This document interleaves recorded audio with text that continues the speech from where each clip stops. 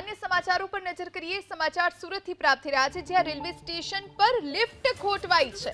लिफ्टમાં 4 લોકો ફસાયા હોવાની જાણકારી પ્રાપ્ત થઈ રહી છે। પ્લેટફોર્મ નંબર 1 પર ગ્રાઉન્ડ ફ્લોર પર આ ઘટના બની।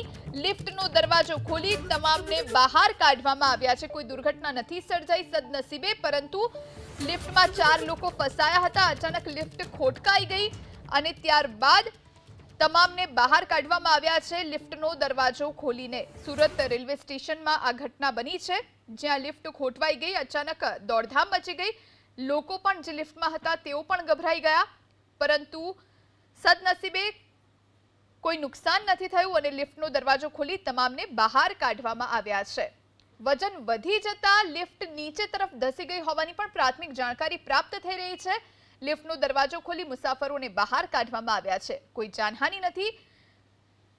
ત્યારે આ ઘટના સુરત રેલવે સ્ટેશન પર બની।